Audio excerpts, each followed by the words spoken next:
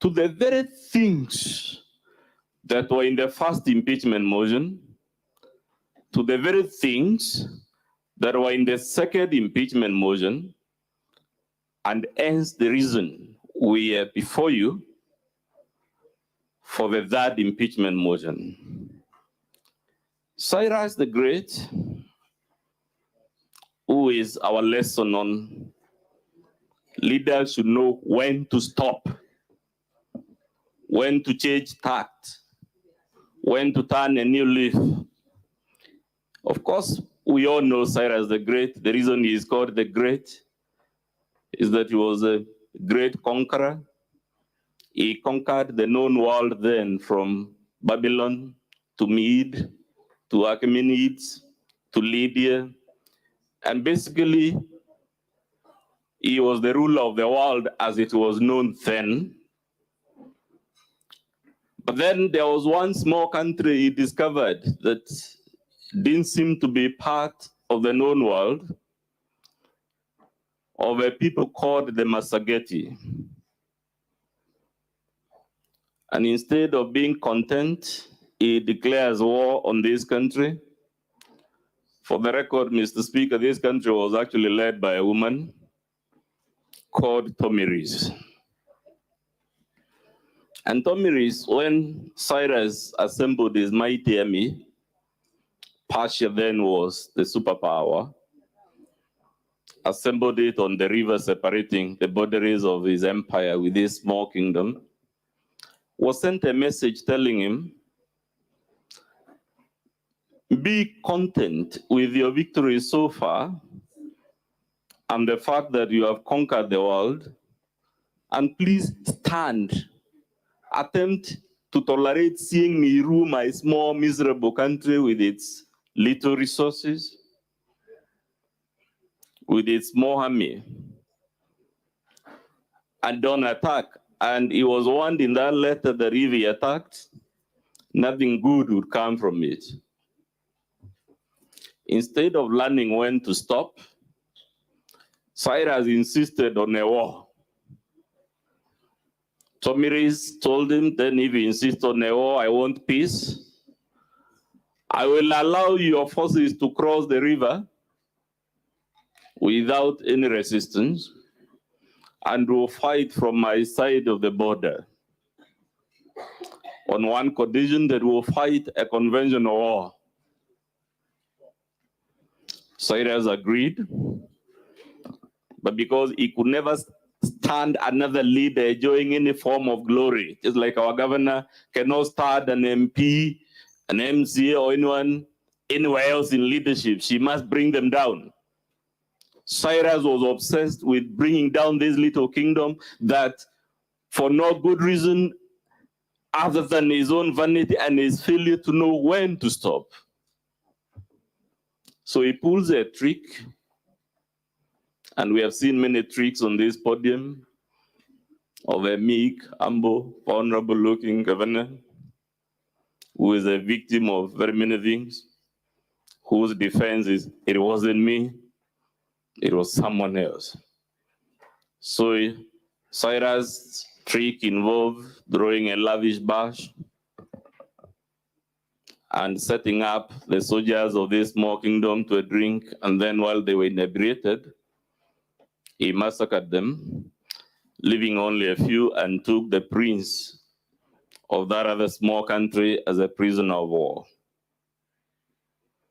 Even after this, the leader of the small country still offered him peace and told him, you broke the rule that it will be a conventional warfare and won by a trick. I still give you another chance to return my son, and will still declare peace. Cyrus refused,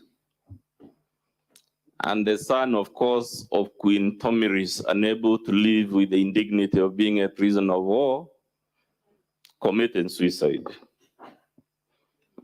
When the people of this small country heard that the crown prince had committed suicide, small as they were, weak as they were, vulnerable as they were, they organized a violent battle in which their army, which was about 100 of Cyrus's army, actually won the violent battle, and Cyrus himself was killed. Because of Cyrus' inability to know when to stop,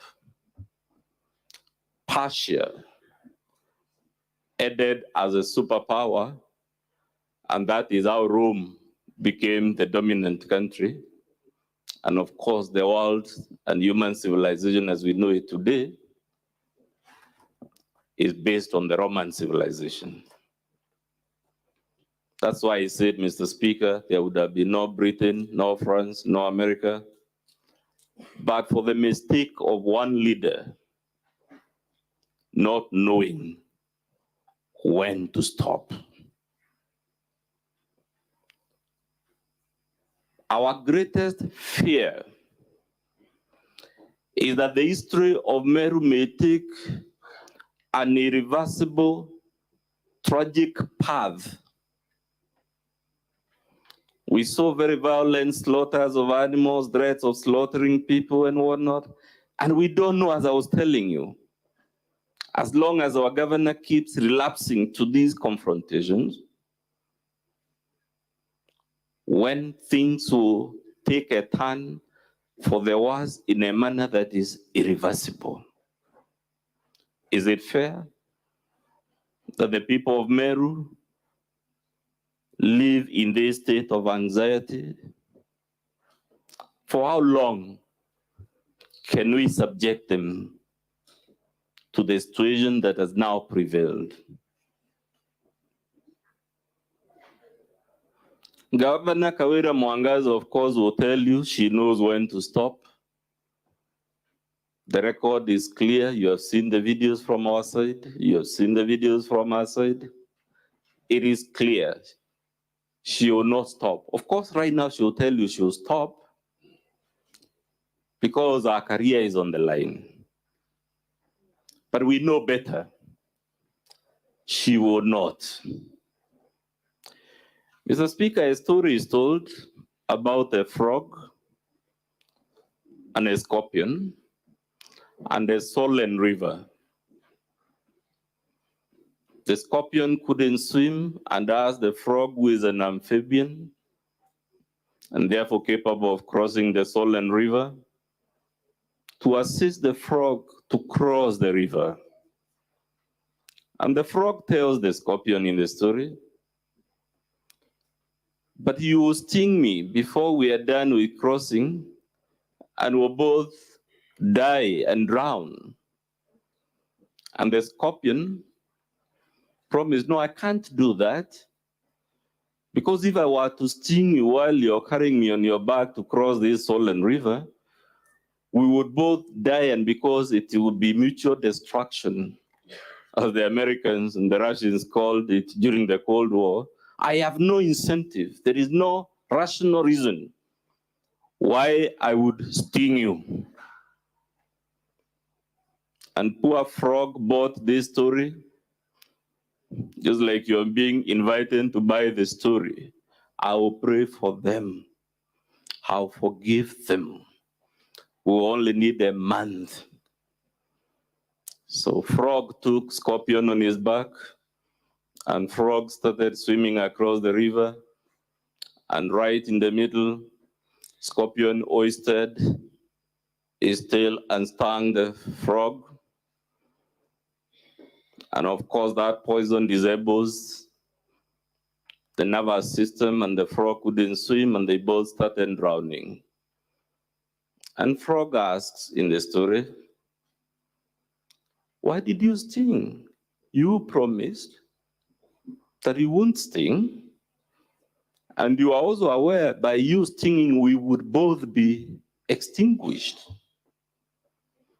And scorpion gave frog a simple answer. I stung because it is in my nature to sting.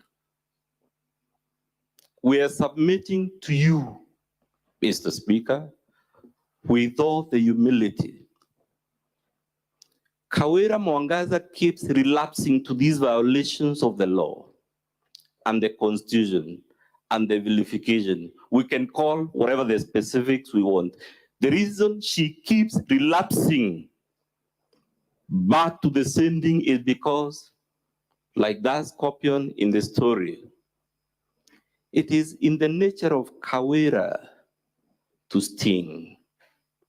So even if you give her another chance, whether it is on account of pity, whether it is on account of sympathy, whatever the reason, she will sting again.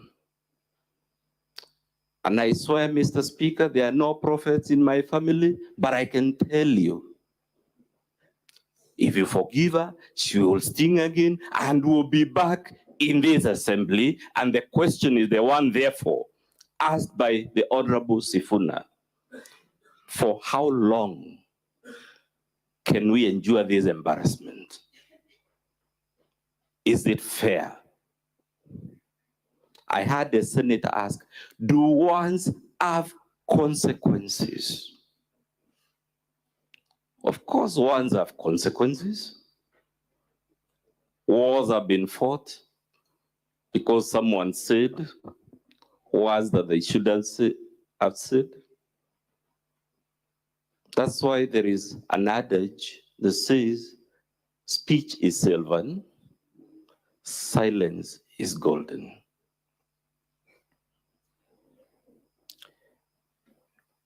Mr. Speaker, you were told kaende kaede means development and other nice things. I invite any of you, because it's an open country. Kaende kaende is not an English word, it's not a Swahili word, it's not a native word from any of our native languages. It is Sheng, street slang in Nairobi. And I told you yesterday, all you need is pick your phone, call a young person, ask them what is the meaning of kaende kaende. And I told you the meaning is, I don't care. Na liwe liwalo. Kusera, kusera. And I recall telling you, because it is in the nature of Kawira to do these type of things. When I mean it is in her nature, I mean she can't help it. It's part of our chemistry. Unfortunately, we have human beings like those, and they are our beloved brothers and sisters. We can't get rid of them, but we can't allow them to be governor. We can't allow them. They are our beloved mothers, sisters and brothers. But the very reason chapter 6 of our constitution and all these laws we've cited is an acknowledgement that not all of us can be a state officer. Some of us may be very intelligent. They may be very eloquent. They may have very good mobilization skills. As a matter of fact, they may be loved by the people. Barabbas was so loved that the people chose him over the Son of God. But it doesn't mean they are the right holders of certain offices. And if by what I called in the last impeachment that seemed to bring me into trouble with the Senate, an aberration of democracy. Mr. Speaker, Article 181 exists because the drafters of our Constitution, in their wisdom, realized democracy can produce aberrations, counterintuitive products. And governors like the one before you, I very humbly submit, Mr. Speaker, they are an aberration. They are not the type of product our democratic system of government was designed. And because the makers of our Constitution knew this sort of problem can arise from time to time, this august Senate and the County Assembly were given a counter-majoritarian power to remove state officers for violations such as those before you. I told you about Shaggy yesterday and his song, It Wasn't Me.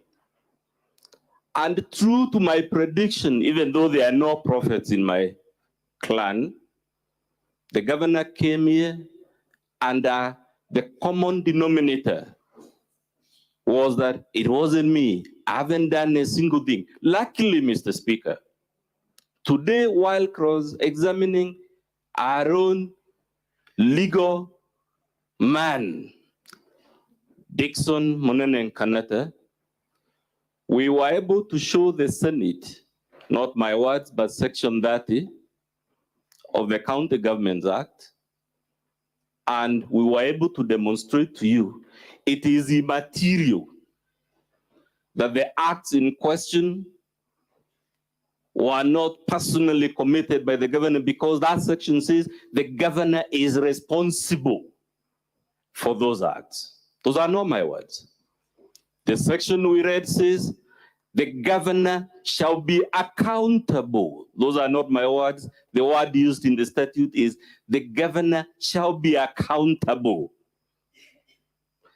And why this defense cannot hold, Mr. Speaker, is you would be setting a very dangerous precedent. In fact, you will have guillotined and killed Chapter 6 and Article 181, because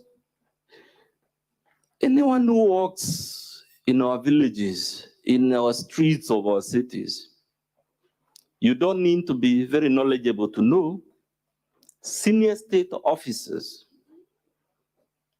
invariably act by instructing someone else.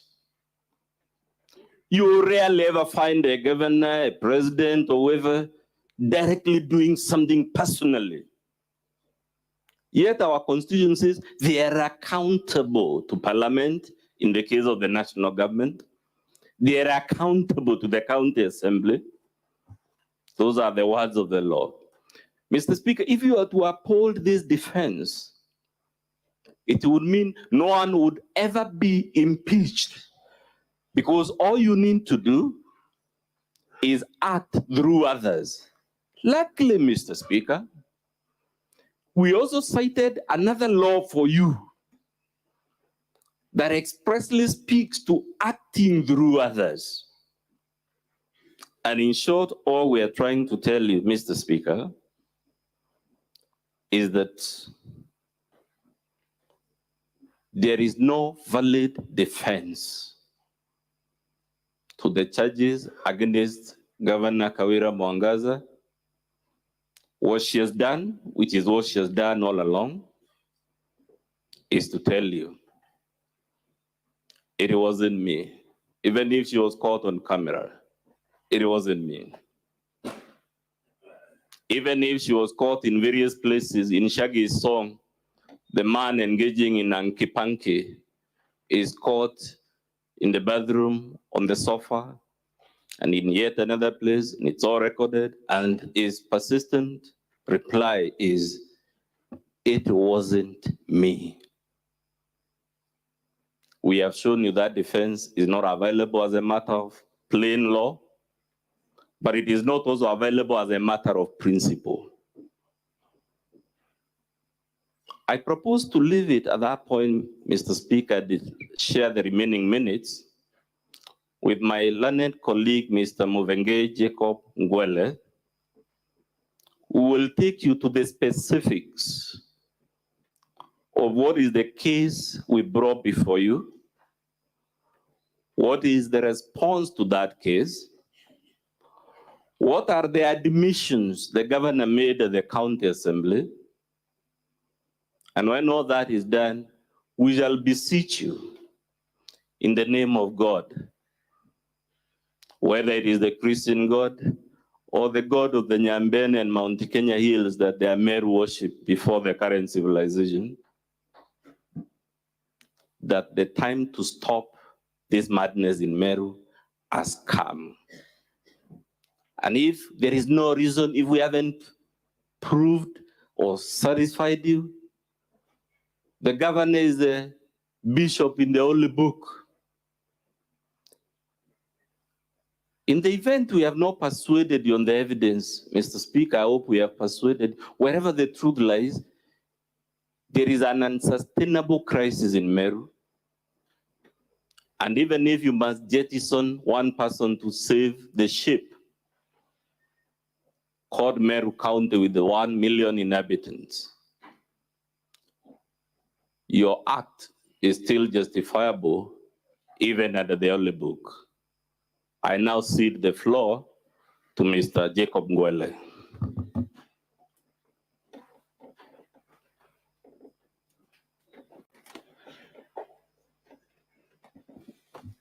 Just to remind you, Council, your time terminates at exactly 8:50. Thank you very much, Honorable Speaker. My name is Jacob Ngwele. I'm an advocate of the High Court. I've been given this onerous responsibility of taking the House through the evidence which has been submitted before the August House. Mr. Speaker, the Senate is sitting here pursuant to Article 181 of the Constitution, which provides for removal of a governor from office.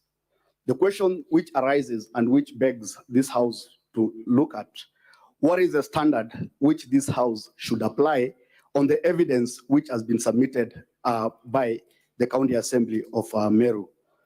My learned colleague, my learned senior, Elisha Goya, when we started, he did inform the Senate that this House is sitting in quasi-judicial proceedings. I beg to differ.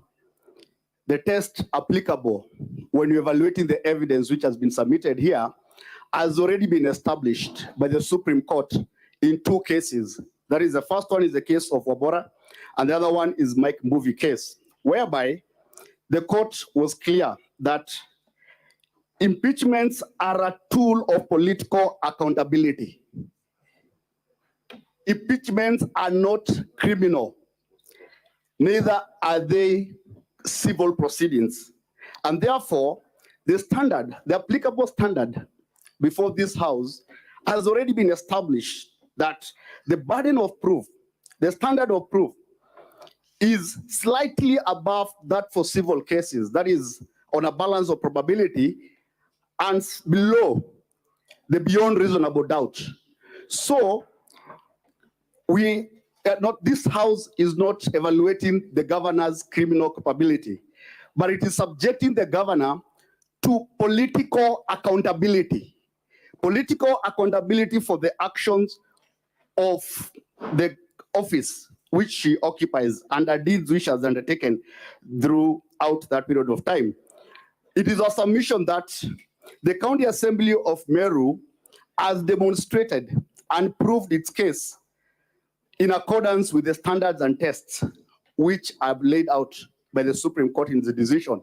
And I'll proceed to take this House through the specific violations which have been submitted.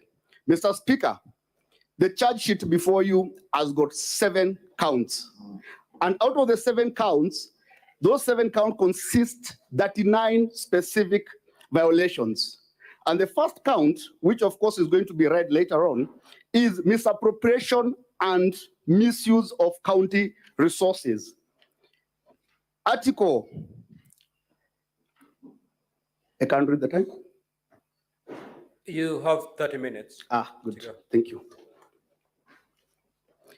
Article 181 of the Constitution provides the grounds which the governor can be impeached on. That is gross violation of the Constitution, gross violation of the laws, that is conviction, criminal conviction on breach of the national law. We do submit that on count number 1, that is misappropriation and misuse of county resources, this charge has been substantiated and proved. And I'll proceed to explain to this House or demonstrate to this House how this charge has been substantiated. When you look at the charges, we have drafted them that the governor has engaged or by connivance or complicity. So the governor is implicated either directly or indirectly. What my learned colleague, Mr. Mudomi, has said, that it's not about the governor's direct action, so that if the Senate finds there's no direct or individual responsibility on the part of the governor, then the governor is going to be acquitted. No. There are instances when the governor is complicit or connivance or part of that violation, and that is what we're going to prove. This charge, the first one, is about embezzlement of county funds and withdrawal of county funds. A lot of energy has been dispensed here to demonstrating how a total of 78 million was, I can use the word, looted, swindled, plundered, or carted away from the Meru County Treasury.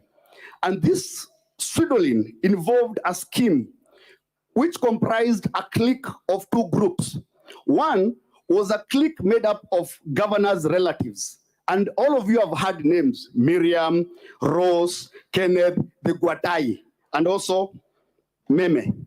This was a clique, an inner circle clique of the governor, which was used to pilferage money from the county treasury in the name of interest or prepayments.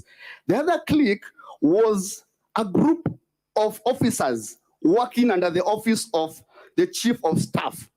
Collectively, this group of people swindled an amount of 78 million shillings over a period of one financial year.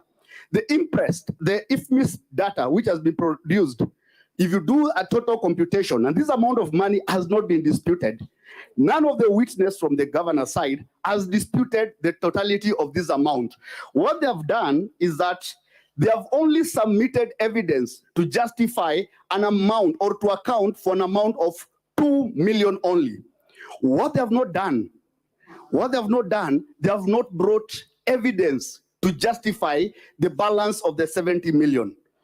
This group, the first clique, was responsible for 6.5 million shillings. The other group, that is the chief of staff and his officers, they were responsible for the balance of the amount. And in that group, you'll find a person, I'll just single out the individual, by the name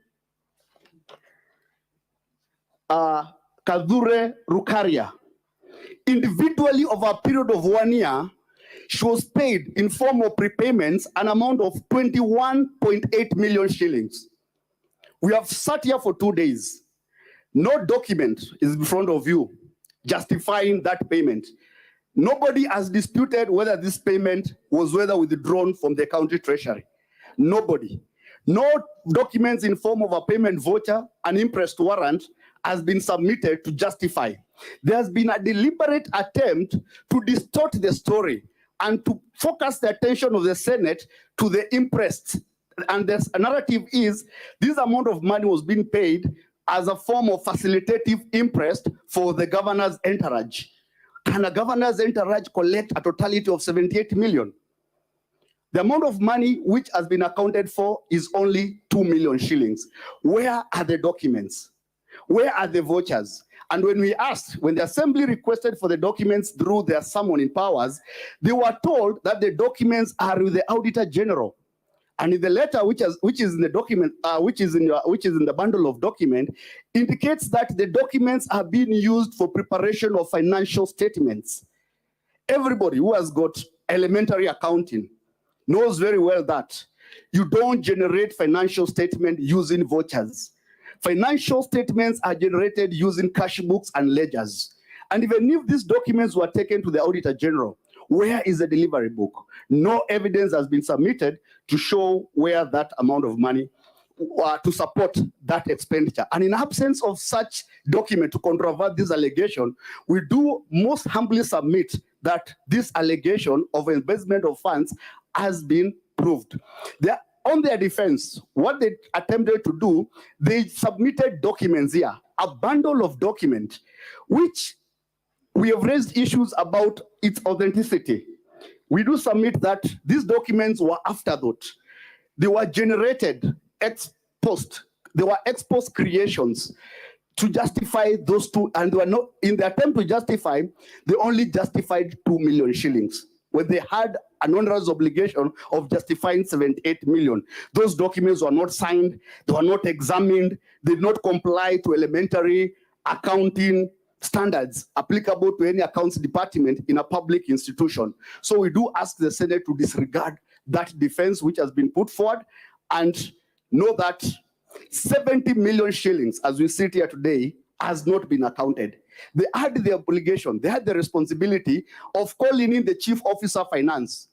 They had the obligation, they had the opportunity to call in the CC finance. They had at their disposal the entire county treasury to come and explain those amounts of money. They have not, and for that reason, we do submit that this allegation, that is count 1, has been proved. I'll swiftly move and quickly to the other parts of the other count. The next count is count 2, that is nepotism and related unethical practices.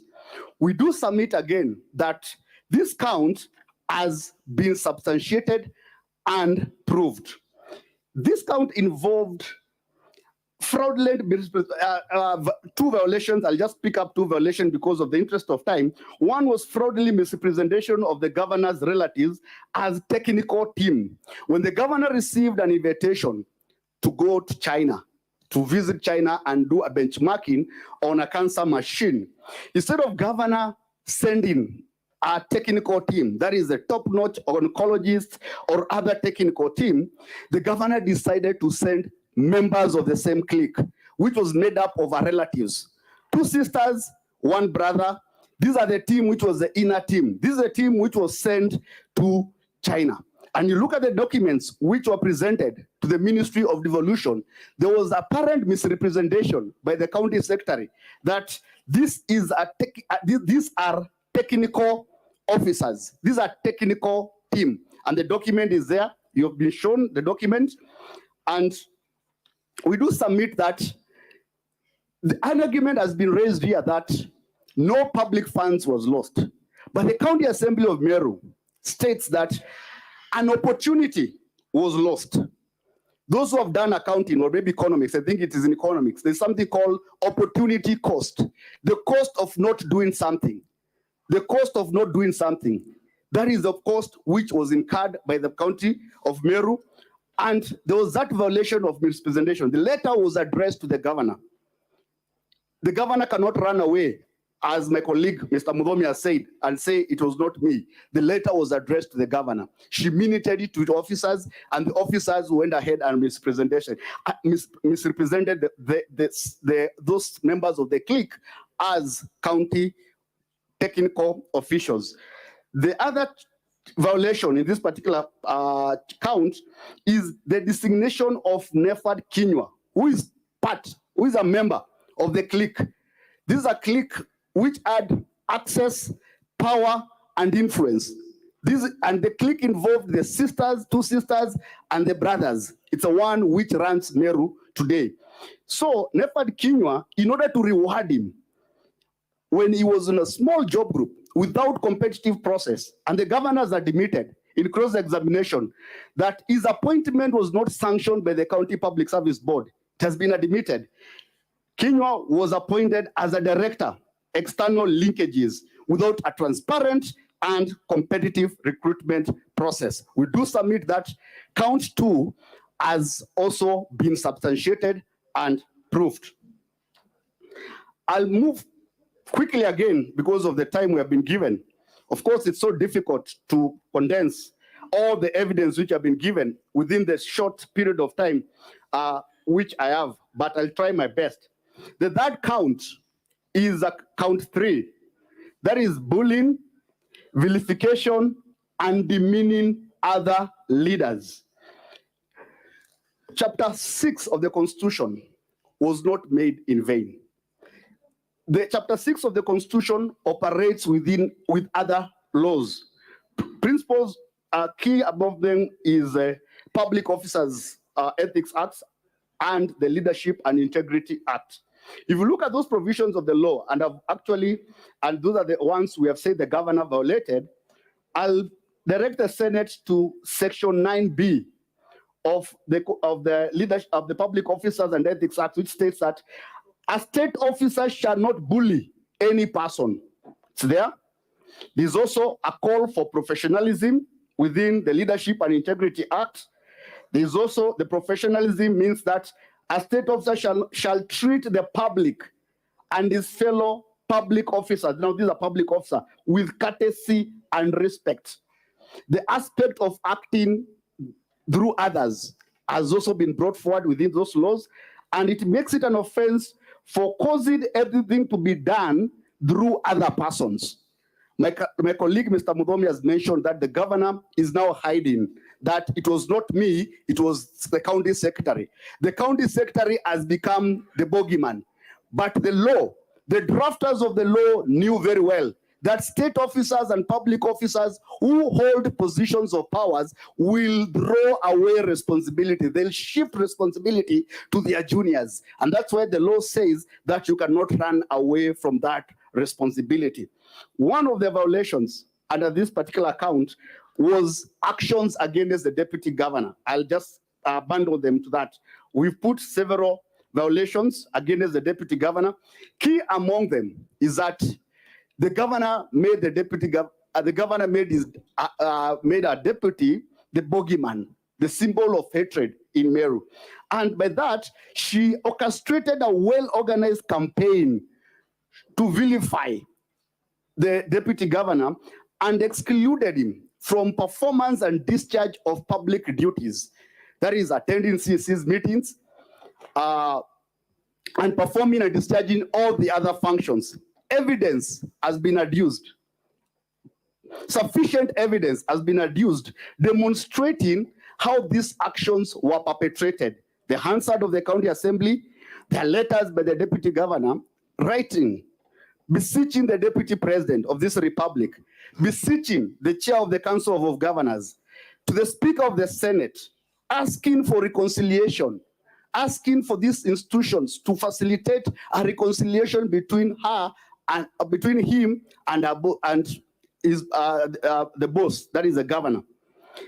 There are memos which you have submitted demonstrating whereby the deputy governor is asking for simple facilitations like repairs for his cars, fuel for his car, staff, and the like. We do submit that this violation, this specific violation has been demonstrated. What the governor has done has turned the battle on the deputy governor. Instead of justifying or explaining, now the deputy governor has become even the author of these impeachment proceedings. They have created a narrative around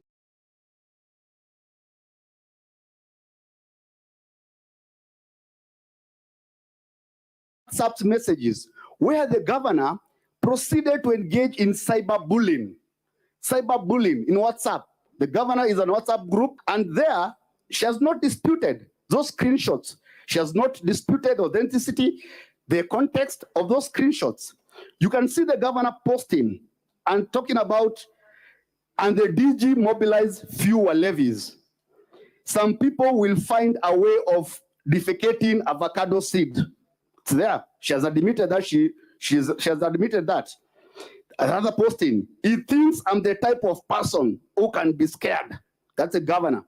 And this is on a WhatsApp forum or WhatsApp group, which consists public members, members of the public, senior officers of the county, junior officers of the county, and here it is the governor now vilifying a fellow state officer, which is in clear breach and violation of the provisions of the Leadership and Integrity, Chapter 6 of the Constitution, and the Public Officers Ethics Act. The other violation which falls under this particular account is that, and this is a violation which was here, and this is a violation which was before this house in the previous impeachment proceedings. That is, the governor has persistently been making demeaning public utterances against other elected leaders. Apart from the deputy governor, who was the bogeyman, who was a center of attack by the governor had other leaders at her crosshairs. Those are the elected leaders of Meru. All of them, the 12 of them, including the member of the Senate, the women rep, and the elected members. And this one was done through falsely accusing them of cartelism. The governor has grouped these leaders into one group and calls them a cartel. And this one, evidence has been produced or adduced before this house in form of videos. And I'll take you through one of the video which has been played here about Wanyonge. Wenye wivu wajinyonge. And you can see the spouse of the governor playing a guitar and the governor behind dancing. And when the spouse talks about wenye wivu wajinyonge, she does it. So it's basically mocking the leaders and telling them you can do nothing. So that is kind of evidence which has been produced here. We've submitted that the issue of the governor's spouse has been a hot issue in Meru. What happened is that the governor provides the spouse with the platform. The spouse is used as the attack dog. Instead of the governor attacking these leaders directly sometimes, she uses the spouse to attack them through music and innuendos. The other video, which was submitted here, was during the presidential function in Larry, whereby the governor, it was played here, and the governor singled out the 10 leaders, and called them names, and falsely accused them of being members of cartel and trying to blackmail a regime. Honorable Speaker, we do submit that this count 3, that is bullying, vilification, and demeaning of other leaders, has been proved. Before I jump to that one, we brought a witness who is a member of parliament. That is Honorable Mugambi Thindikiri. He is the chair of the Meru, the members of parliament caucus, and he explained to details the pain and suffering they have undergone as leaders by the actions of the governor vilifying them, and what he felt together with the other members when they were vilified during the presidential meeting, when he felt insulted, demeaned, humiliated, when they had not provoked the governor. We do submit that this allegation has been substantiated. I'm moving quickly to my 4th count.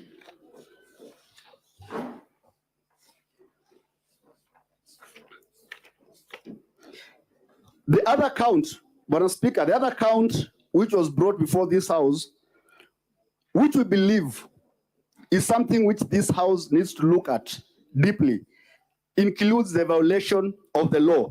Count 4 is illegal appointments and usurpation of statutory powers.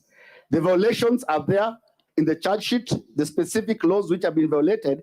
I'll mention a few violations which are there. One is the illegal appointment of the chief officers. A chief officer, and a name has been brought, evidence has been adduced. That is on page 296 of our document, that is on volume 2, the appointment of Kenneth Riungu as chief officer without the approval of the county assembly.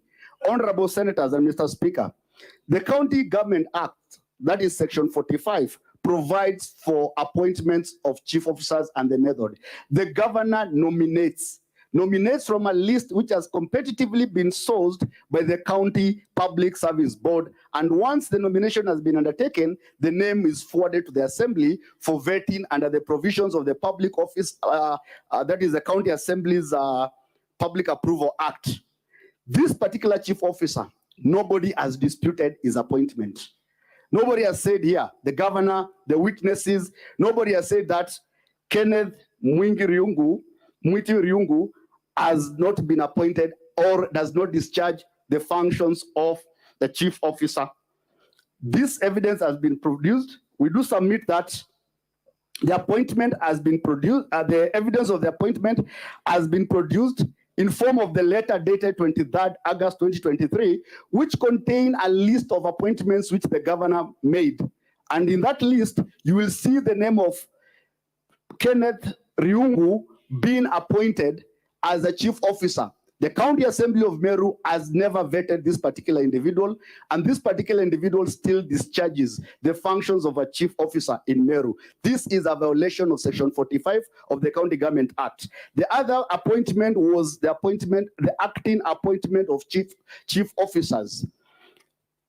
Mr. Speaker, the same letter contains the names of several chief officers who were appointed. That is Edwin Mutuma Murangiri, Kenneth Gitobu Nikata. These were appointed as acting chief officers without the requisite competitive recruitment and recommendations by the County Public Service Board. Evidence has been produced in form of a memo by the County Public Service Board warning the chief officers against making acting appointments without the authority of the County Public Service Board.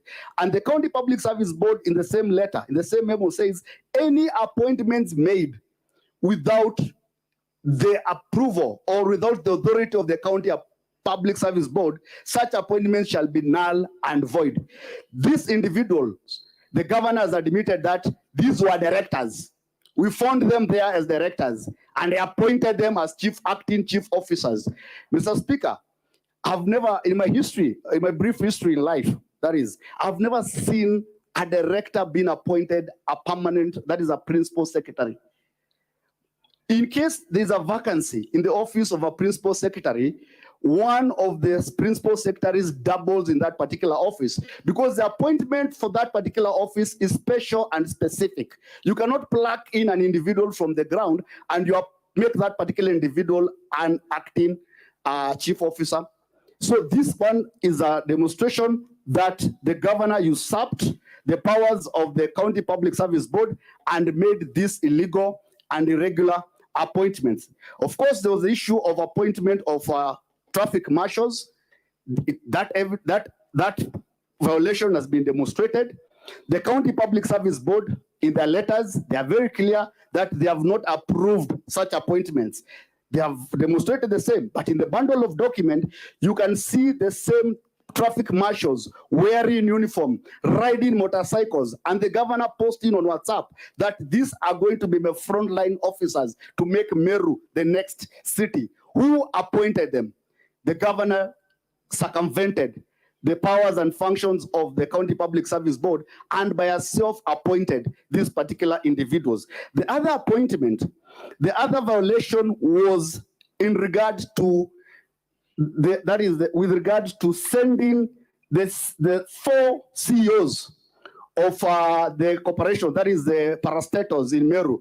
That is Dr. Ntoiti, the CEO of County Revenue Board, Paul Mwaki, who testified here, the CEO of Liquor Board, Kenneth Kimathi, the managing director. These are CEO of statutory corporations. They're employees of the boards. They're not the employees of the governor. What the governor did, through the county secretary, of course, they were sent on compulsory leave with pay.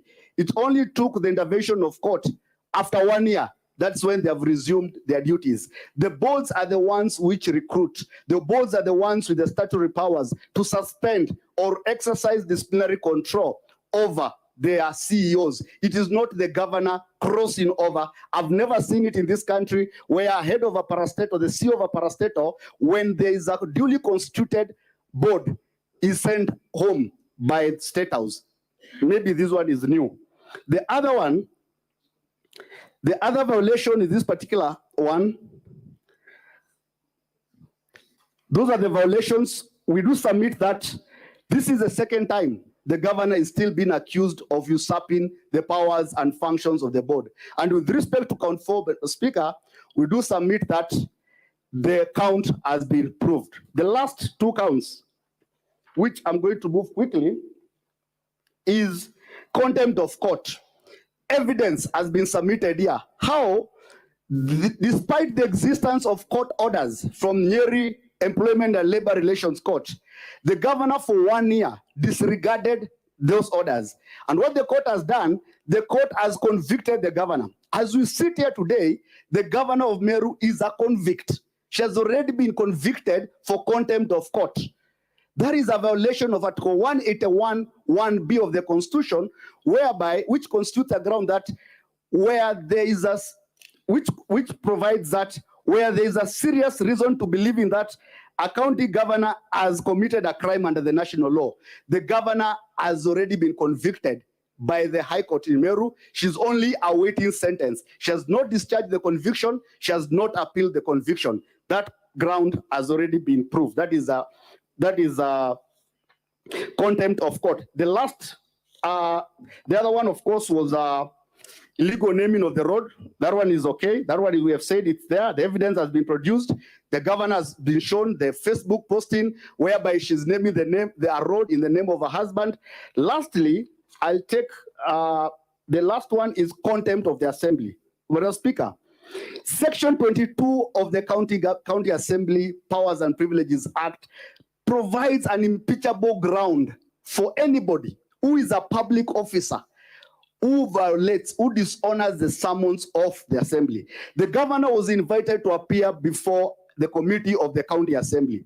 And what she did when she was invited, she wrote back a letter and said, there is no provision of the law which requires the governor to appear before the committee of the assembly. Yet, Article 195 of the Constitution is very clear that a county assembly or any of its committees can require, can invite, can summon. The word is summon anybody to appear before the committee to provide evidence or to give information. Section 18 of the County Assembly Powers and Privileges Act enacts the same provision and uses the word any person. When the governor, our officers were invited, when the governor specifically was invited, her defense was that the assembly goes to the High Court, files a constitutional case, seeks a constitutional interpretation whether the governor can be invited, can be summoned to appear before the assembly. Yet the Constitution uses the word any person.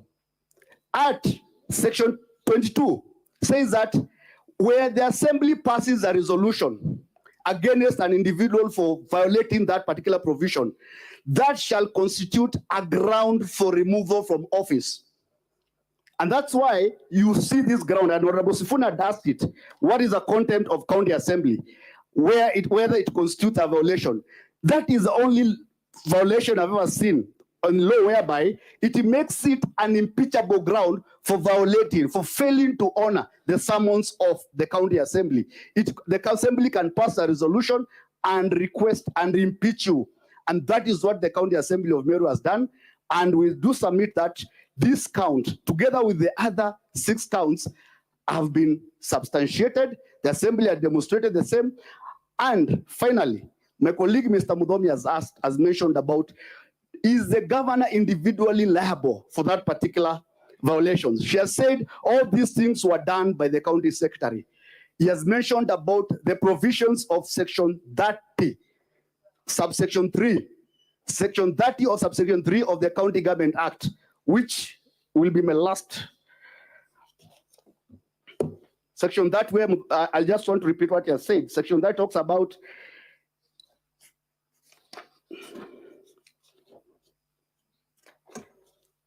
the governor shall be accountable for the management and use of county resources. The governor cannot run away and say, I was not the one. It was done by this officer. It was done by the county secretary. The law places the accountability at the hand of the governor. So the governor of Meru cannot run away from these allegations and say that they were done by others, that it was not her.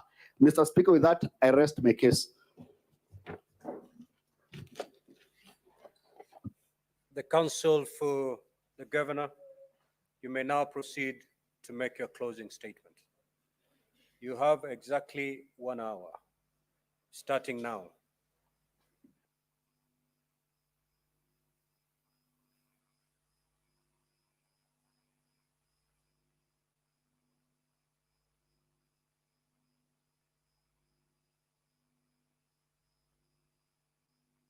Okay.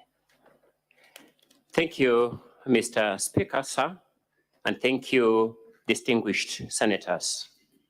My name, for the record, is Elisha Ongoya. I'll be making the governor's final submissions.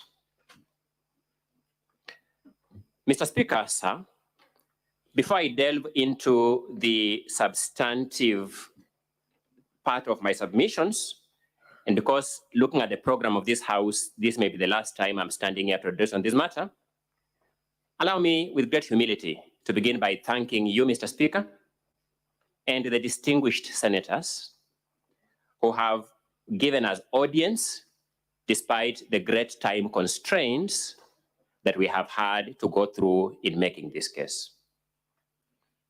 I'll be failing in my responsibility for courtesy if I didn't thank the administrative staff, the secretariat staff of this Senate, who have given us significant support, both within this House and in the corridors of these precincts as we found our way around. Mr. Speaker, sir, at this juncture, allow me to proceed to the more substantive parts of the governor's closing submissions. Allow me to begin by pointing out that as a young Christian fellowshipping at Esrave Church of God deep in Vihiga County, and as a middle-aged Christian fellowshipping somewhere in Amalemba Church of God in Kakamega County, I have gathered some enduring lessons from Scripture, and I would start by drawing inspiration from those lessons. The wise man who authored the book of Proverbs, at chapter 18, verse 17, guides us as follows when we are confronted with matters such as this. In a lawsuit, the first to speak seems right until someone comes forward to cross-examine him. That ecclesiastical wisdom has found pragmatic rendition in these proceedings, as I will demonstrate shortly. Mr. Speaker, sir, the governor was presented in the opening remarks by the County Assembly's Council to this assembly, for lack of a better word, as some form of scoundrel. Fortunately, in this August House, both parties have had an opportunity to present documentary and electronic evidence. Mr. Speaker, sir, distinguished senators, when the history of this attempted impeachment of the governor of Meru County, Her Excellency Honorable Kawira Mwangaza, shall be authored, one word will be repeated in that historical text. That word is a Meru word, kibiri. I'm told, in its innocence, it is a stick that is used to stir porridge. Sadly, in that historical text that I've alluded to, that word will have no aura of innocence. I beg to pose the following questions to the hearts, the minds, and the conscience of these distinguished senators. Are we, in making a decision this evening, going to dignify the Kibiri movement that we have seen today by impeaching this governor? Are we, honorable distinguished senators, going to dignify the acts of Honorable Mpuru Waburi that you had occasion to watch today live by impeaching this governor? Honorable senators, are we today going to dignify the act of the honorable member for Buri constituency that we have seen today supporting the other acts of Mpuri Aburi that you had observed by impeaching this governor? Are we going to dignify the acts of the deputy governor for Meru County, openly and in the company of the young people of this country that we ought to give proper moral guidance, calling a governor a prostitute? Are we going to dignify that person by impeaching this governor?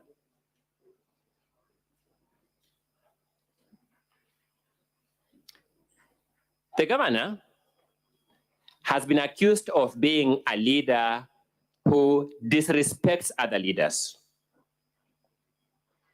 Video clips of the alleged disrespect have allegedly been played here, including a song, Wenye Wivu Wajinyonge.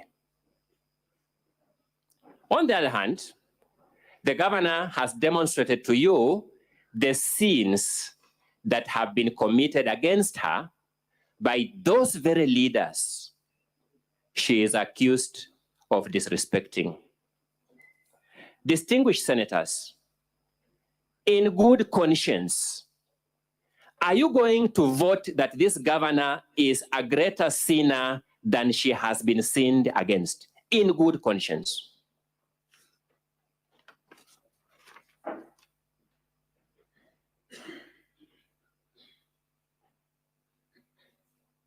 How many of us can reconcile our conscience, distinguished senators, with the fact that it is the men you saw today uttering the words you saw them utter and projecting the actions that you saw them project as against the governor that have actually come to this house to complain against that governor? I've heard of the claim of pots calling kettle black. I never knew in my living history I would come across a pragmatic rendition of what that means. Today was my answer. I invite you to have that reflection, distinguished senators. I have asked myself, I invite these distinguished senators to ask themselves, Mr. Speaker, sir, where did these leaders get the moral high ground to invite this house in view of the sins that they have committed against the governor to find that the governor has sinned against them? Distinguished senators, technology has been deployed in these proceedings. We are beaming these proceedings live to the whole world by medium that will preserve them to eternity. How shall the members of this house, individually and collectively, account to their children and children's children that they ever dignified the acts of these people who have leveled a war against the governor by confirming the impeachment of the governor? We owe it to ourselves. We owe it to the peace of our conscience to make a decision that takes that into account. Choices have consequences, or so it is a truism. By impeaching this governor, if you so decide, the logical consequence is that that person you saw chanting with the young men of Meru, calling the governor a prostitute, would rise to the office of governor. Is that the desirable outcome you want out of your decision this evening, distinguished senators? Members of the County Assembly have brought the governor here. I speak the governor's heart. We do not begrudge them. They have the power to do that. They have exercised that power. Have they rightly exercised that power? Distinguished senators, that decision lies in your hand. You are told that the governor did not present the evidence that she has given before you to the County Assembly. Fortunately, this house is a house of record.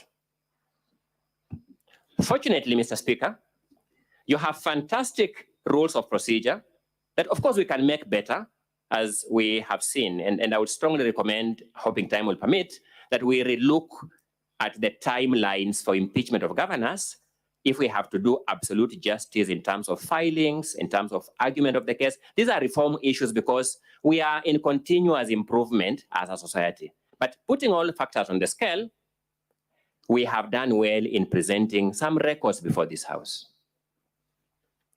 When you retire and before you vote tonight, I invite every senator to open volume number 4 of the County Assembly's documents and turn specifically to page number 146 of that volume and look at the conversation that is taking place at that page.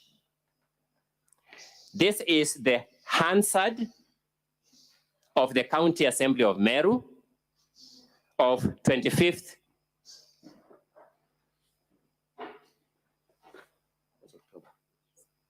October 2023. If you turn with me to page 146, you will see this conversation.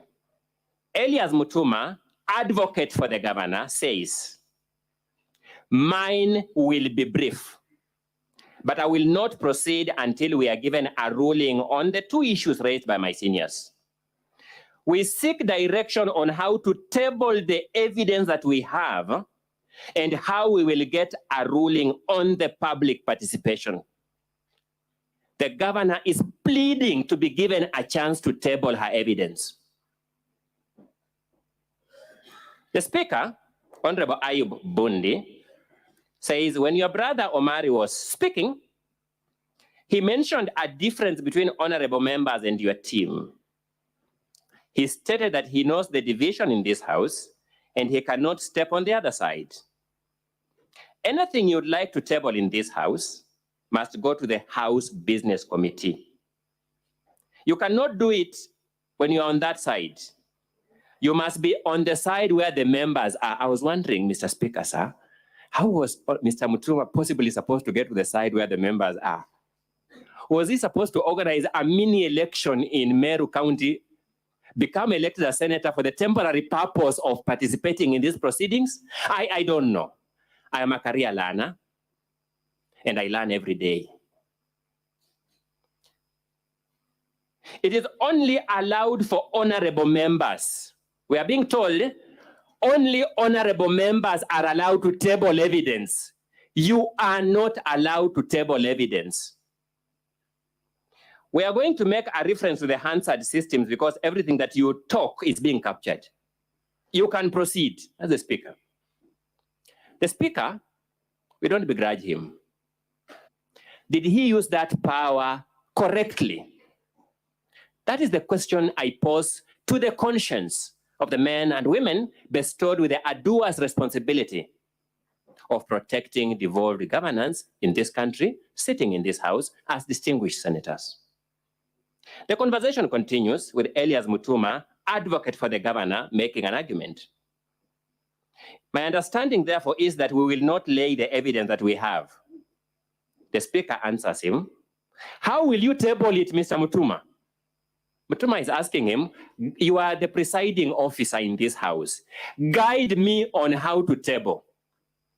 Mr. Mutuma is being challenged. "How will you do it? You are not an MCA. That is why MCAs enter through the main door, and you entered through the back door." This was no longer differentiation. This was apartheid. Discrimination on the basis of the door you entered through. Whoever entered through the main door had a chance to table evidence. Whoever entered through any other door was denied a right to table evidence.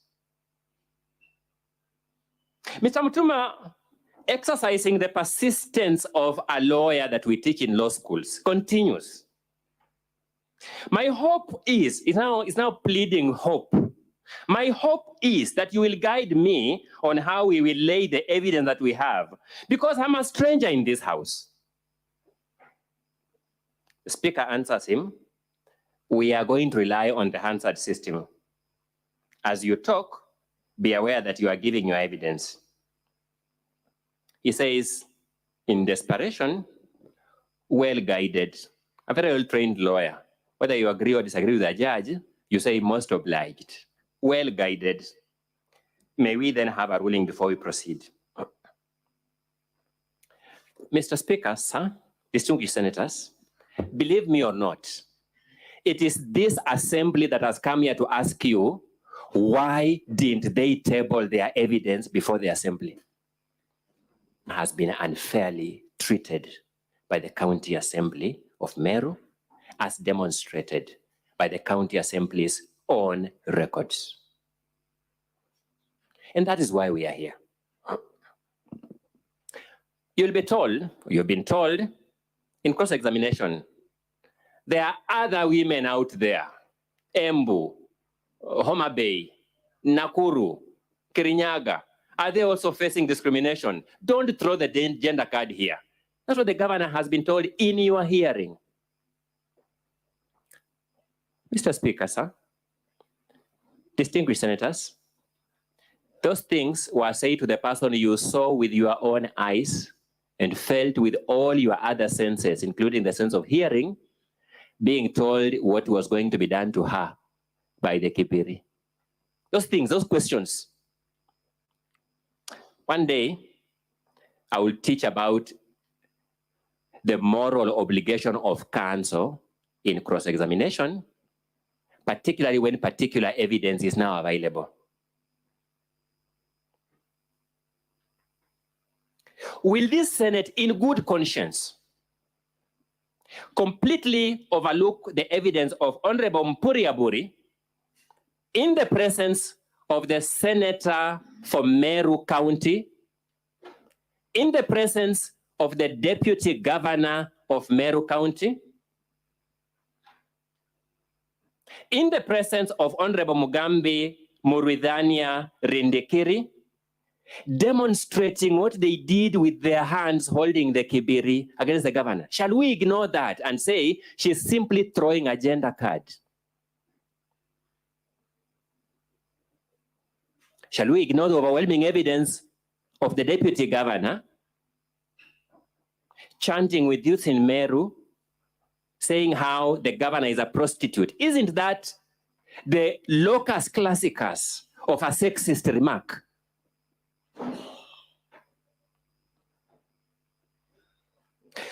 Will this Honorable Senate ignore the video clip that was played regarding that purported tree planting event at which no single seedling was seen being planted, but in which clear sexist remarks were made against the governor of Meru County?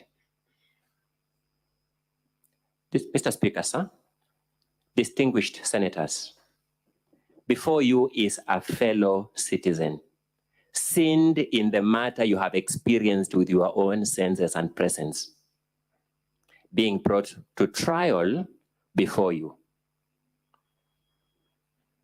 Allow me now to proceed and highlight the contradictions in the case of the County Assembly. Distinguished senators, when you retire in your private sessions, have these conversations among yourselves. Ask yourself this question, number one.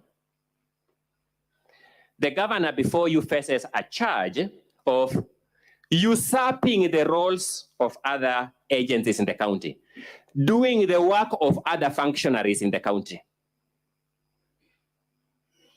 Same governor then faces other charges that requires her to take responsibility for the acts and omissions of other functionaries in the county. How will you, distinguished senators, reconcile your sense of logic to that case?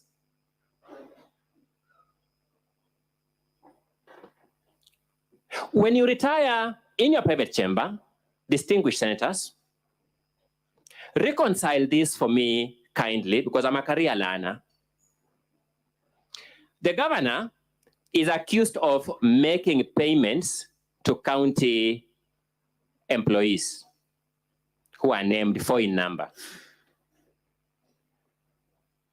Those county employees, one of them steps here and says he is complaining that he was paid. He told you that yesterday. Then you will be confronted with evidence that he is the one who went to court to obtain an order to compel the county government to pay him. That person who is complaining. I've been struggling whether I'm a slow learner, good people. But I want you, in good conscience, to tell me, if you sat in the shoes of this governor, how will you learn a lesson from that? Because this governor is a human being. She's not a perfect person. She can make mistakes. But she must be confronted by logical claims from which she can draw logical lessons to become a better leader. That's what we do in oversight institutions such as this. But if you confront this governor with this kind of contradictions, how does she sit with her team and tell them this is the program of action on how we can become better? Same governor is accused of disobeying a court order because that payment was delayed. And the act of purging was the payment must be made. While at that, and I'll review this issue later, I am glad that in front of me, including yourself, Mr. Speaker, sir, are honorable members of the Senate of Kenya who have served as governors. I have a plea to those particular ones. Please convey the message to your members in your deliberations of just how many cases the governor of your county, being you, was named as a respondent. If for each of those cases, the governor was to be brought here and be impeached, how many governors shall survive in this country? Is that even a sustainable way of oversighting counties? The office of governor is a standard respondent, so to speak, in virtually all claims made against the county government.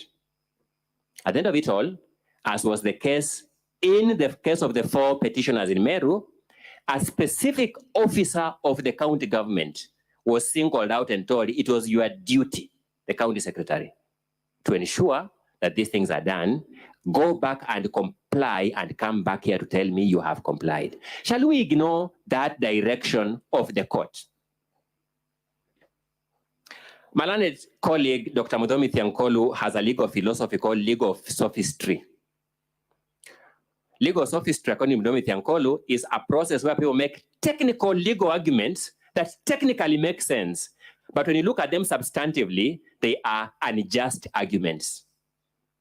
Sadly, he has advanced those arguments here today. We don't begrudge him. He is acting on his client's instructions. The Senate, you are to act on the instructions of the Constitution. Shall you buy into that legal sophistry, or shall you buy into the Constitution?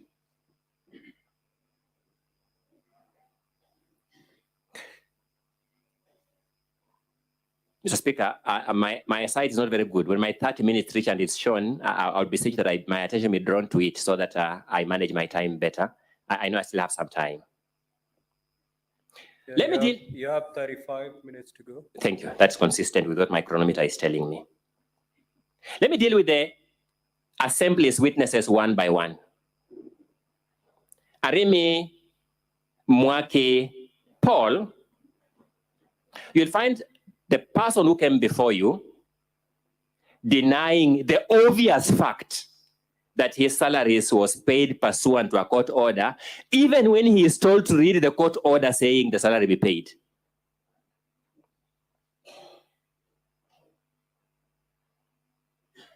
You'll find him complaining that he was in fact paid, that is his grievance. Why did you pay me? You'll find him the person who went to court to get an order to be paid. You'll find him saying, although I'm complaining that I was paid, I did not return that money to the county government. You'll be told, impeach this governor on the strength of that evidence.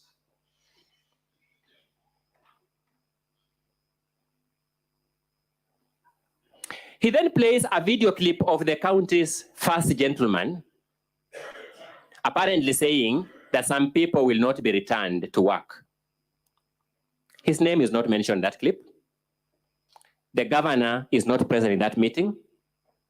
The person present in that meeting and not condemning those things is the deputy governor, the person whose case has been argued here more than the case of the county assembly. I sat here and I was shocked at how the county assembly's lawyers spent copious minutes arguing the case of the deputy governor than the case of the assembly. But as the person who was in that meeting, Paul Arimi, for the sake of this impeachment, is prepared to forgive the deputy governor who was present there. He's prepared to crucify the governor who is not seen in that clip. Allow me to engage with my views on Honorable Mawira Evans Kara, the person who moved this impeachment motion. He has come here to tell you how Okolea Katoto Kameru is such a bad thing. You have seen his active role in Okolea Katoto Kameru up to August this year. You'll be told, impeach this governor on the strength of the testimony of that person. At some point, I asked my colleagues, what kind of people do these assembly members think senators are? Don't they have some residual respect for senators? Doesn't there come a time where you say, it's okay, I brought a very big case here, but I was misled. Now I am withdrawing limp 1, limp 2, limp 3, because I'm embarrassed by my own evidence. Let us focus on the following 2 issues so that we save time. They didn't do that. We don't begrudge them. We take confidence in the fact that this distinguished house is answerable to the Constitution and shall be faithful to the Constitution. Think about this, distinguished senators. Mawira Evans Kara Mheshimiwa tells you that Nefat Kinyua is the governor's brother-in-law. He then invites you to take judicial notice of that fact. It is in the public domain. I don't know. If I had a chance to engage senators one by one, I would have asked Senator Halwale, do you know that fact in the public domain? But I have no chance to get an answer to that. Good people, in legal practice, we take judicial notice of notorious facts.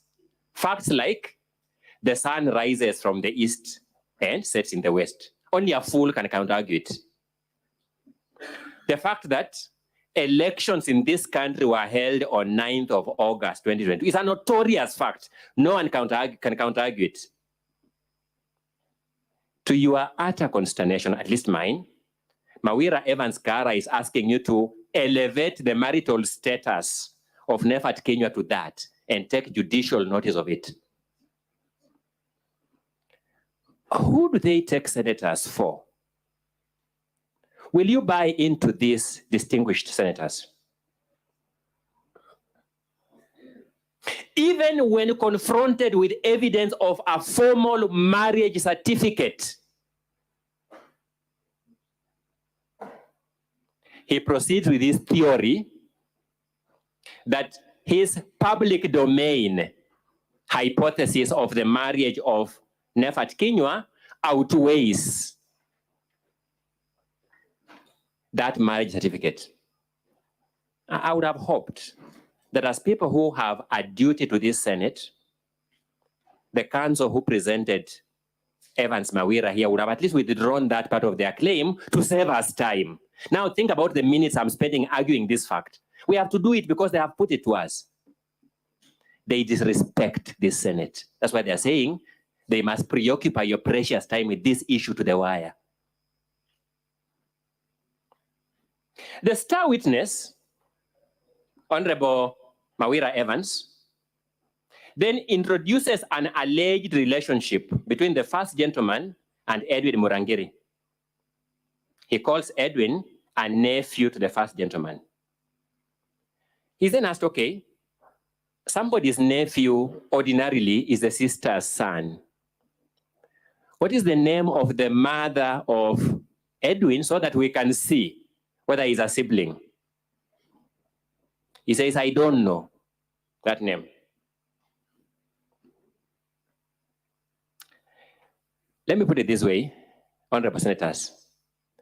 This country inherited a common law tradition at the beginning of its legal system. We have shifted significantly from the common law tradition because of our transformative written constitution. In the old common law, there was the doctrine of parliamentary supremacy. In the new order, we have the doctrine of constitutional supremacy. But I say this, even in the traditions where parliament enjoyed supremacy, surely it had no power by fiat to impose relationships upon people. Tell somebody, this is your brother from today. This is your, you have been told to make that finding yourselves as Senate, that Edwin Murangiri is the nephew to the first gentleman. So what do you do when this man begins claiming inheritance from this family by virtue of your decision? Because these things have consequences. People will present this Hansard to courts in future to prove relationships. Shall we manage the aftermaths? These people did not respect this house. This witness insisted that county vehicles were destroyed in an Okolea event. We asked him, some senators asked him, vehicles in this country are identified by their registration numbers. There is no other method of identifying vehicles. I said, no, he has another method. Which is this method? The method is the affidavit of number 113748 PC Kevin Wafula is a method of recognizing or attributing ownership to vehicles. That was novel. I think the County Assembly's star witness elevated jokes to legendary heights. The witness tried to introduce a theory that the governor had employed Edwin Murangiri and Nefat Kinyua, who he claimed were the governor's relatives. We've shown there was no evidence they were, and as a matter of fact, they were not. It then turned out that these people were employed in 2017 and 2016 respectively, that the governor employed them in the county in advance of her election as governor. I'm just wondering, good people, what do this protect Senate to be? Can somebody in good conscience sustain this case to the wire, as the council of the assembly have done? Dr. Gitonga Jeremiah Ruturi came to this house. I would invite you to look at the affidavit of that witness, but I'll not read it because of time. The very first paragraph of that witness, the very first paragraph, when his memory is still clearest, he told the advocate drafting his affidavit that he is a director of IV Healthcare. When he stood here and was told to introduce himself, he took an oath before this Senate, and from his mouth perjured himself on oath, saying, I am a director of IV Healthcare. Learned Counsel Dr. Okubasu, exercising that power in the book of Proverbs chapter 17, confronted him in cross-examination. He asked him, if this Senate were to take the liberty and call a Form CR12 from the company's registry, would you appear on that CR12 as a director of IV Healthcare. He started, and at that moment spoke about 3 other companies, completely not mentioned in that affidavit. It turned out he was not a director of IV Healthcare. At paragraph 8 of his affidavit, which was read to him, he says that he was surprised upon arrival in China that the delegation that the governor had recommended to IV Healthcare were not a technical team. When he arrived in China, he learned that. It turned out the man never went to China. He started. Honorable Mugambi Rendekiri Murudania will be remembered by this House as a leader who was captured on video supporting the most sexually offensive remarks against a woman in the 21st century before the country's Senate, asserted by another leader, Mpuri Aburi, the honorable member. These are the people that we have been told have mounted a convincing case. Let's face it. I used to be taught, Mr. Speaker, sir, that no one makes good deals with bad guys. Can you get credible evidence from these most incredible fellow citizens? Is it possible? Allow me, Mr. Speaker, sir, to now deal with the case, the charges presented by the County Assembly before this House. From the very outset, allow me to very humbly invite the honorable senators to administer a caution to themselves individually as you consider this matter. Individual senators, please caution yourself that the case of the County Assembly cannot be permitted to mutate from the charges that were prosecuted at the County Assembly. It cannot be allowed. Rule 19 of the 5th schedule of the standing orders, which provides for the procedure of the impeachment process before the whole House, as we are doing now, prescribes that in presenting its evidence, the Assembly shall not introduce any new evidence that was not a part of the allegations against the governor by the County Assembly, as forwarded by the Speaker of the County Assembly to the Speaker of the Senate. This case cannot be allowed to mutate.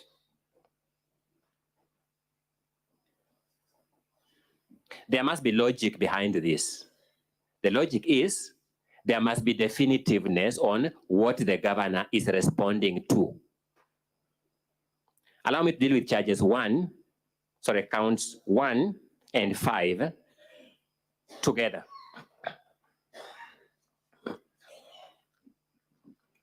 These counts are found in the Assembly's documents, volume 1.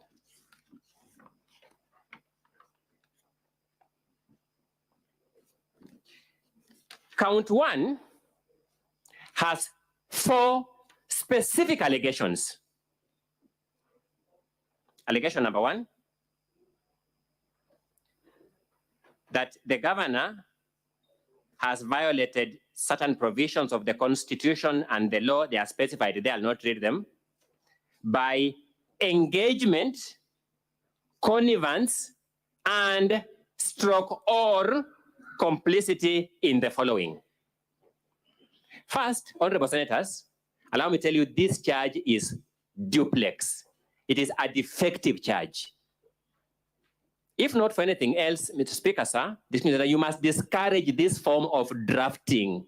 It is poor drafting. The governor has to elect whether she is going to defend herself against engaging in those acts, against conniving in those acts, or against complicity in those acts. In law, that's an impossible task. What the Senate, my apologies, what the County Assembly has done is to cast a wide net, in the words of the fishing vocabulary, in the hope that it may catch crabs, fish, and perhaps some snakes, so that you say, anyway, we may have grabbed a lot of snakes, but there's one fish, so vote for this fish. It's a poor way of dealing with a case of this nature. A case of this nature requires military precision in the charges. Be that as it may, the governor is accused of doing those things in the form of embezzlement of county funds through the governor's sisters, Rose Kenya Gwantai and Miriam Gwantai, brother Kenneth Gwantai Muragiri, brother-in-law Nefat Kinywa, and nephew to the governor's husband, Edwin Mutuma Muragiri, all of whom are now collectively referred to as the governor's relatives, period. But the governor comes to this court and says, no, I want to give you evidence to show that I have not embezzled any funds through these people. How will I do this? I will give you vouchers to show what each of these people is being paid for. That is a sufficient answer to this charge. You are then told, no, he has not accounted for 70 million shillings. Honorable Senators, where is the charge for failure to account for 70 million shillings that the governor is supposed to respond to in that form? Number two, where is the charge of failure to account for 78 million shillings? Because if that charge came as such, then the governor would have been under an obligation to secure her finance people, to give her material in respect of all the 78 million. Then we can interrogate the material one by one. Is this credible? Is this not credible? And so forth. Once we have supplied that, we must show a causal connection between that money and the person of the governor. The governor was taken through a fairly humiliating exercise. She was reduced to a clerical officer. You are senators, you are state officers, you get impressed. You know the clerical process of dealing with a single impressed at a time. Mr. Speaker, sir, if you are personally to be held responsible for the impressed process in this house, would you possibly transact the business of this house? That is a matter this house must reflect on in your private moment before you take a vote. Even the clerk, who is the administrative head of this house, if he was told to personally explain each of the individual signatures in every signature of 100 vouchers, would that be possible? Allow me to tell you why this charge is premature. An audit process presents a different environment, because an audit process, the auditor comes, receives documents, reviews them, asks questions, people go back to the drawing board, review their own material, come back. The whole process takes time until we have a report. Now here is where you file documents and you are bound by those documents. There's no feedback. So in this case, we have no audit report. The county assembly should have been patient for the auditor to audit these accounts, raise specific audit queries, fail to get answers to those audit queries, then mount a case based on the specific audit queries that are not answered. What has happened by counsel for the assembly before you is a sad commentary on how not to prosecute an impeachment motion. The governor is accused. Council, you have 15 minutes. That's okay, Mr. Speaker, sir. Thank you so much. The governor is accused of withdrawing county funds under the guise of payment for various supplies by the governor's relatives, yet they, the governor's relatives, are ineligible to tender for or supply any goods or services to the county. Counsel for the assembly, in cross-examining the governor, completely misled this house, and I was saddened because counsel have a duty of candor. Despite our sectarian interests, counsel have a duty of candor. When you retire, honorable senators, look at volume 2 of the county assembly's documents. When you look at volume 2 of the county assembly's documents, you will discover that from page 1 to page 29, from page 1 to page 29 is a letter by Turanira Salesio Mutuma to the Ethics and Anti-Corruption Commission and some attachments. That is crucial, honorable senators. Among those attachments is a table prepared by the said Salesio, running from page 4 to page 14. Page 4 to page 14 is not an IFMIS extract. Page 4 to page 14 is a table prepared in Word format, in Microsoft Word format by Salesio. That's important because that question was put to the senator as if this is an IFMIS extract. It is in this table, good senators, that at page 6, in row number 4, you will find an entry called hospital supplies.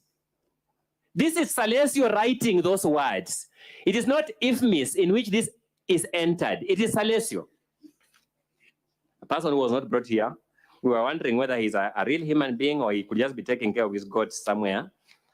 At page 11, in row 3, you will find hospital supplies, another entered record by Salesio, not from the IFMIS. The governor's case before you is this, that if you proceed to page 17 to 29, where the IFMIS extract is, and you look at the corresponding voucher numbers to these things Salesio has written, you will find in the IFMIS extract, these are hospitality supplies. That's the governor's case before you. So the impression created by my learned colleague, Dr. Mudomi Thiankolu, that this entry hospital supplies is an entry made by the county staff in IFMIS is a pure lie, sadly from council.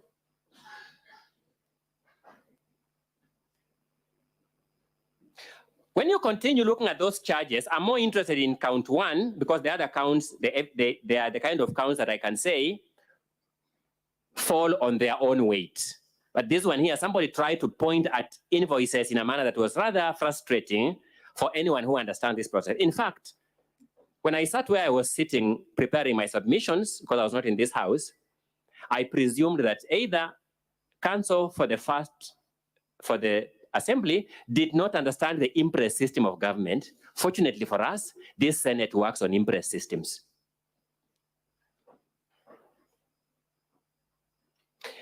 Count C, sorry, allegation C. Sorry, Mr. Speaker, before I forget. So the charge here is making various supplies, and that's why we supply only vouchers that show you what these payments are for. They are not for supplies. They are for particular recurrent expenses, that's all. So we are not accounting for 78 million shillings. We are just responding to this allegation. Thirdly, we are accused of paying full salary and benefits. In fact, those vouchers and those IFMIS entries are only relevant in respect to allegations A and B. When it comes to C, I have already mentioned to you that these payments were made pursuant to a court order. The lesser I say about that, the better. Count D says diversion or misuse of county resources, including funds or motor vehicles, to run the governor's private entity. You asked yourselves, which motor vehicle? You are told no. Go to the affidavit of police constable. You'll get it there. A very strange way of identifying a motor vehicle. I'm open to learning. I was not willing to learn that one.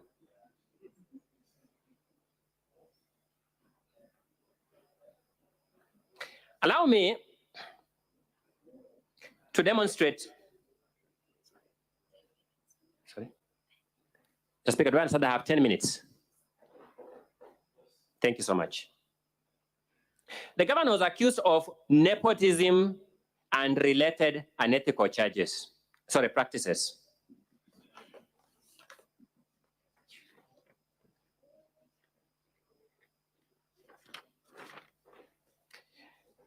Before I argue that, when counsel for the county assembly, Mr. Ngwele, stood here and told you that they have proved that Kathure Rukania is among those who are paid money that's not accounted for, I asked myself, look at the 39 allegations before you, 39, and point out to me where the name Kathure Rukania appears in the 39 allegations, so that the governor can now take the task of explaining him.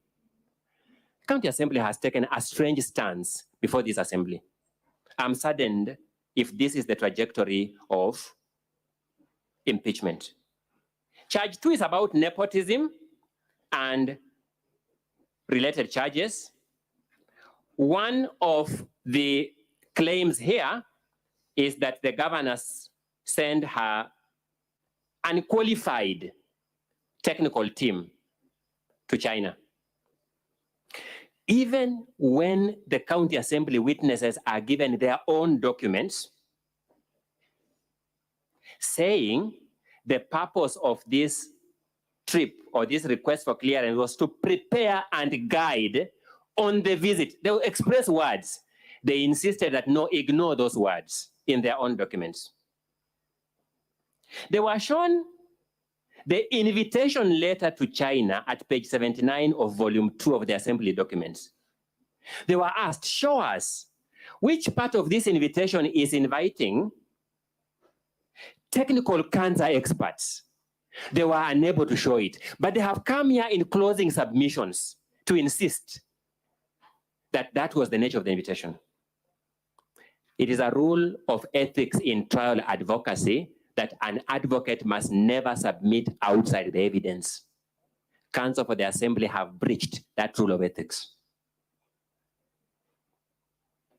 They have said that the governor misrepresented to the Minister of Devolution that these were technical people. They are told, okay, these people are said in a letter dated 29th May 2023 to be technical staff. Who is technical staff? Isn't the governor's security a technical security staff? Isn't the governor's PA a technical administrative staff? Where was that word technical staff defined as a term of art? They can't show you. Then they say, we ask them, okay, the next week, the same county government writes the Minister of Devolution specifying these people's names and their designation, which you confirm is correct. So if they intended to mislead, where are they now clearly spelling out these people's designation before these people travel? They can't answer, but in their final submission, they still insist there was misrepresentation, a poor way of advancing the jurisprudence on impeachment. You'll be told this nepotism is in the engagement and employment of Edwin Mutuma Murangiri, a nephew to the governor. I've spoken about that. The lesser I say about it, the better. Nefat Kinyua, the governor's brother-in-law, in public knowledge. I mean, what kind of behavior is this? Assigning diplomatic duties. You'll be told the evidence that diplomatic duties were assigned is in a Facebook post. You are told, okay, read that Facebook post. Where does it assign diplomatic duties to the governor's relatives? It is not there. It's those pictures you see there. If you look at them carefully, they are speaking. Those pictures are speaking about diplomatic duties. Surely, a Senate to be engaged in that, I was a little embarrassed. That's 5 minutes. That's okay.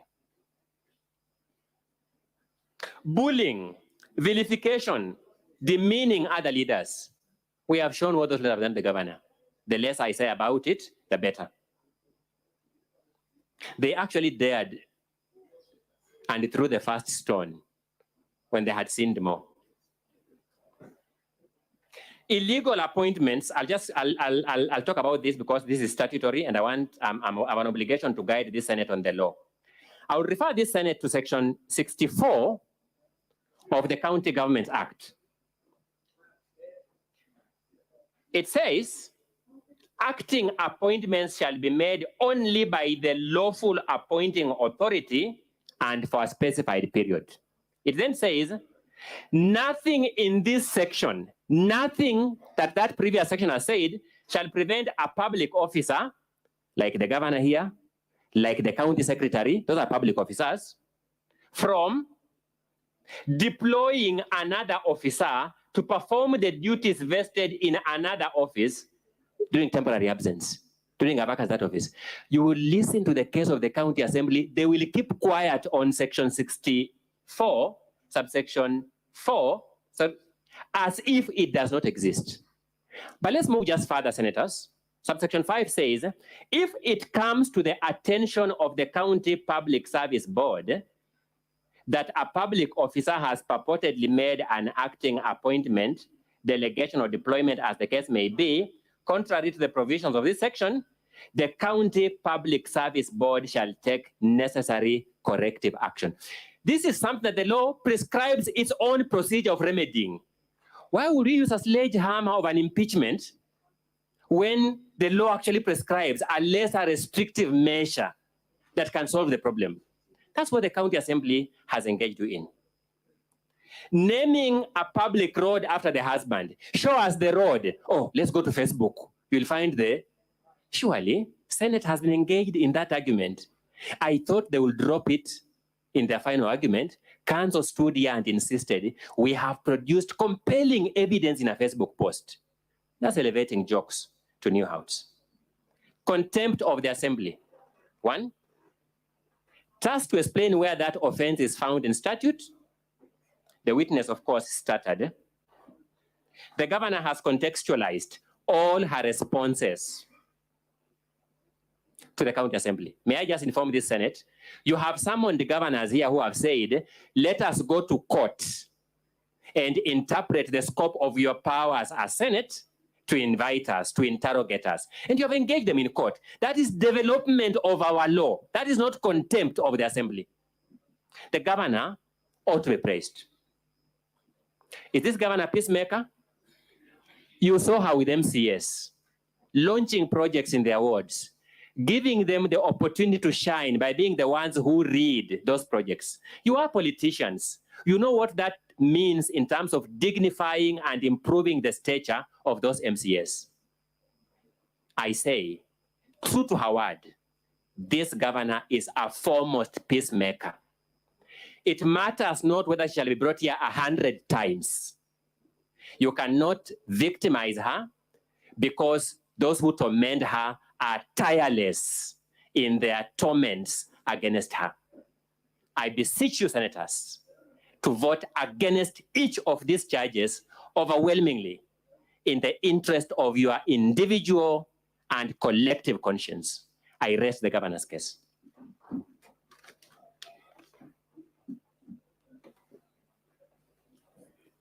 Senator Okiya Omutata, kindly take your seat.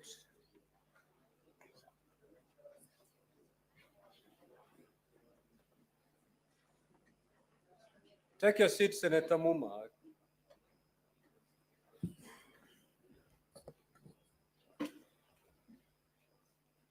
Honorable Senators, ladies and gentlemen, following the conclusion of the closing remarks by the Counsel for the County Assembly and that of the Governor, Rule 27 of the Rules of Procedure when considering the proposed removal of Governor in plenary provides as follows: that the Senate shall proceed into a camera session to deliberate on the issues raised. I now therefore direct that all members of public, including the media, to withdraw from the galleries and any form of broadcast from the chamber to cease forthwith. The camera session will be held for only 10 minutes, after which the open session will resume as per the hearing program that has been circulated. Specifically, the open session will resume at exactly 10 p.m. Once we resume, the parties will be allowed to walk into the chamber and take their space. Members of public will be allowed to walk into the chamber. Media will be allowed back to the chamber. That is at exactly 10 p.m. Now, upon resumption of the open session, a supplementary order paper will be circulated. The Senate Majority Leader will give a notice of motion to facilitate debate. Debate will then ensue on the motion in the usual manner. And at the conclusion thereof, the Honorable Her Excellency Kawira Mwangaza, the Governor of Meru County, will be given an opportunity to be heard. Thereafter, the Senate will proceed to vote on each of the impeachable charges. That is the direction of the chair. Thank you.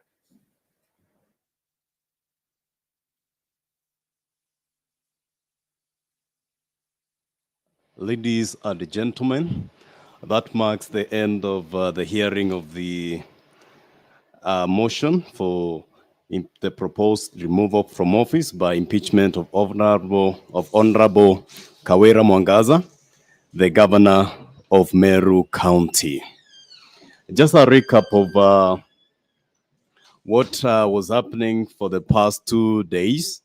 The Senate was considering the motion for the removal from office by impeachment of one Honorable Kawira Mwangaza,